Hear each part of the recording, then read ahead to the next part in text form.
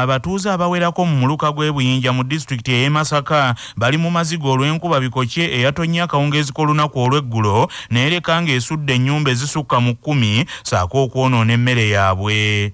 Enkuba eno mwabadde muzira n'ekibuyaga yatonnyedde akaseera katono wabula n'etikkula obusolya bw'ennyumba ezisukka mu 10 okuli n'ekkanisa ey'abalokole eya Nakitalaka Victory Church wabula nga tewali muntu n'omu yafunye ebisago. Abatuuze bano nga bakulembeddwamu nnyini ntebe w'ekyengerere Henry Nkerettanyi bategeezezza nti emmere yonna yasaanyeewo nga n'emiti nagyo gyasiguse ne gyonoona ebintu era basabye abazirakisa okusitukiramu babadduukirire.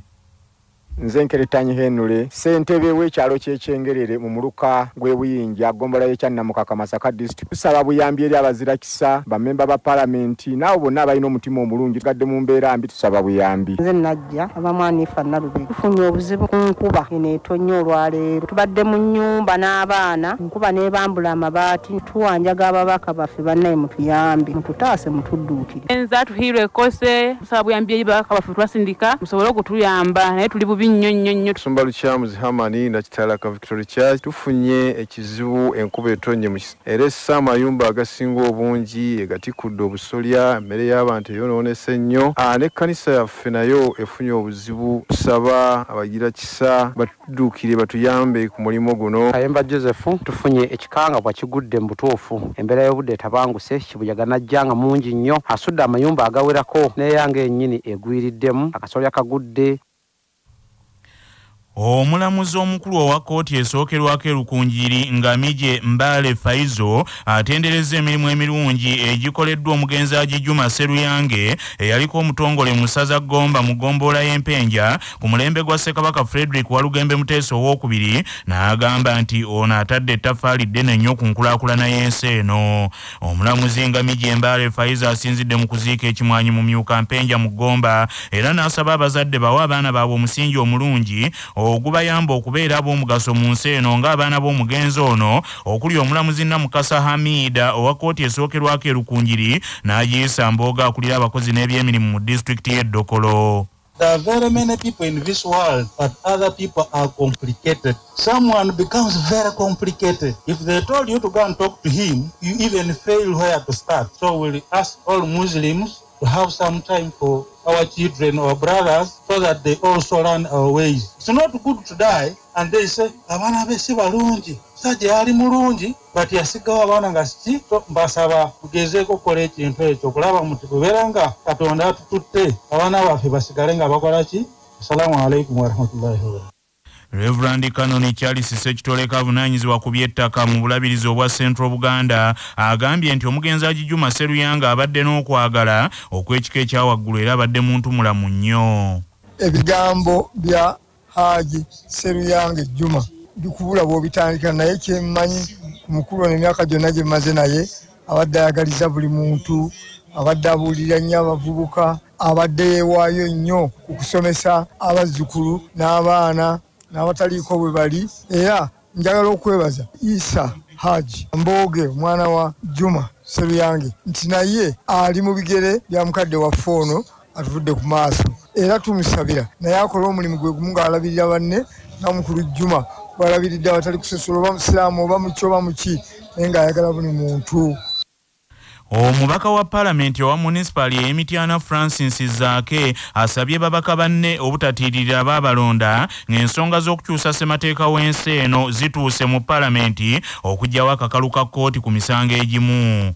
Omubaka Francic Zaake asinzidde mu Kereziya Lutikko e Lubaga n'ategeeza nti okugyawo akakalu ka kkooti kyandibeera n'ebigendererwa ebikusike n'asaba ababaka babeere bumu ku nsonga eno. Kikyamu nnyo kubanga okyusakyusa mu ssemateeka. Ssemateeka yateekebwawo abasajja abageze ennyo bajjajjaffe bakadde baffe abaatusookawo era nga tena kubanga ekyusibwakyusibwa ng'eggyibwamu ebintu ebitonotono olw'okuba baagala oteekamu ebintu ebirala okubanga batusiba obwemage. Nze nno gwe mulaba wano mpaayiriziddwa ebintu bingi nnyo ne ku mulembeze waffe Pulezidenti Kyagulanyi Ssentamu naye yajja n'ateekebwako emisango egitaliiyo n'ateekebwako emmundu nga tuli mu Aluwanze ne baŋŋamba natuloka mu kaduukulu ne bavayo ne bagamba nti nze neeruma n'amatu ekintu ekitasobokerako ddala ne batusindika ku alimanda naye singa tekwalika kwakuliza aka bail akokweyimirirwa tetwandibadde tetuvaayo paka olwaleero kuba emisango egyo tegiggwanga paka kati kitegeeza twandibadde tukyali mu makomera ago paka olunaku olwaleero naye mu mbeera ng'eno gye tulimu tulina okulaba nga tulemerako.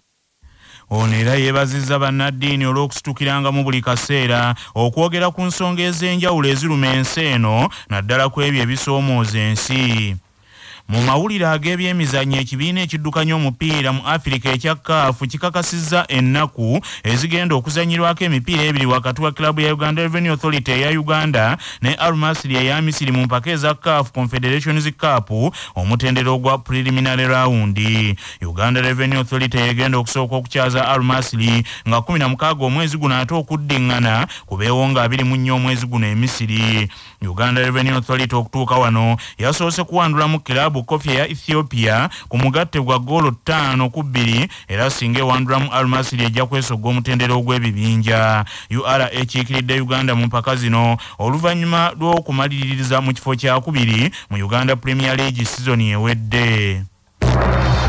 Amawulire okuva ebweru w'eggwanga nga gakutuusibwako Heritage Family Center abateekateeka abatuuse okuyingira obufumbo basange ku Heritage Plaza e Nansana oba ku mitimbagano gyabwe.